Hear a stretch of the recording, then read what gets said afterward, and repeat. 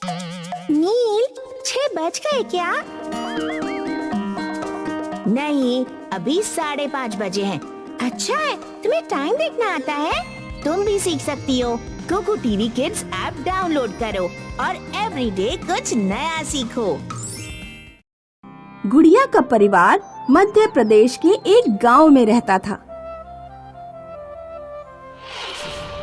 गुड़िया, ओ गुड़िया, क्या हुआ माँ? वीरपुर वाले लड़के ने शादी के लिए हाँ कर दी है।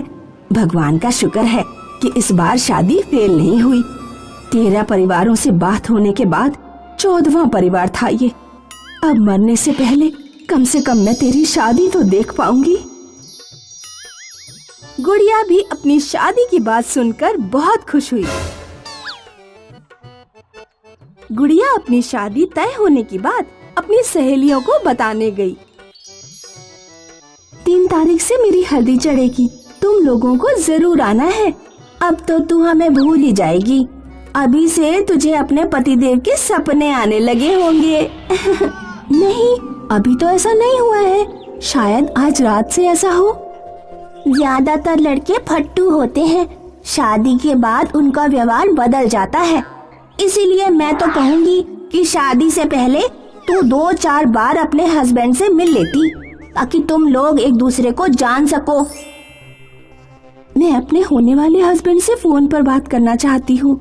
शहर में तो हर इंसान के पास मोबाइल होता है, लेकिन हमारे गांव में तो सिर्फ एक सड़ियल पीसीओ है। पीसीओ वाला बबलू लोगों की बातें छुप छुप कर सुनता है और पैसे भी मांगता है। इसीलिए उस पीसीओ से बात करना बेकार है। अगर तू पैसों का इंतजाम कर सके तो मैं अपने भाई से कह के शहर से तेरे लिए एक मोबाइल मंगा दूं। गुड़िया ने अपने भाई की गुल्लक से पैसे निकाल लिए और अपनी सहेली को देकर मोबाइल मंगा लिया। वो रोजाना छुप छुप कर अपने होने वाले हस्बैंड से बात करने लगी। एक दिन गुड़िया की माँ गुड़िया से बोली, गुड़िया, पूड़ियों के लिए तेल गरम हो रहा है, जरा ध्यान से रखियो। मैं बाजार से कुछ सामान खरीदने जा रही हूँ। गुड़िया कढ़ाई के आगे बैठ गई। उसका सारा ध्यान मोबाइल पर बात करने में लगा हुआ था। अचानक उसका हाथ करछुली पर लगा और करछुली कढ़ाई से निकलकर धरती पे जा गिरी। गुड़िया के मुंह पर तेल के छींटे पड़ गए, जिससे उसके चेहरे पर कई जगह दाग पड़ गए। ये बात पूरे गांव में फैली तो लड़के वालों को भी पता चली।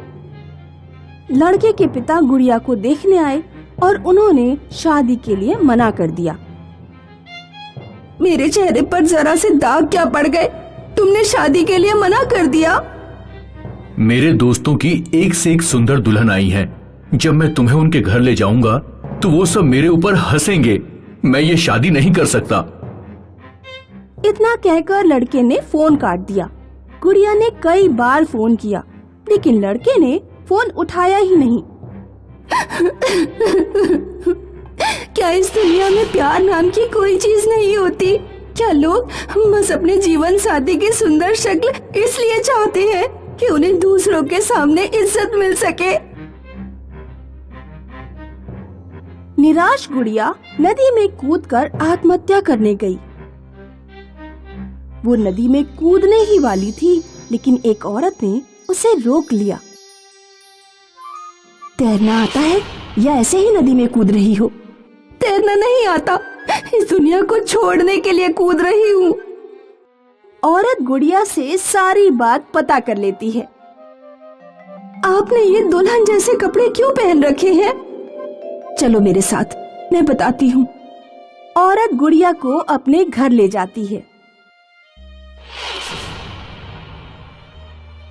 करीब 15 साल पहले मेरे साथ भी तुम्हारे जैसा ही कुछ हुआ था। मेरा चेहरा जल गया था और लड़के वालों ने मुझसे शादी के लिए मना कर दिया। मैं भी निराश होकर तुम्हारी तरह इस दुनिया को छोड़ने जा रही थी, लेकिन मुझे एक चमत्कारी औरत ने जादुई हल्दी दी। जादुई हल्दी? हाँ, जरा इसे लगाकर देखो।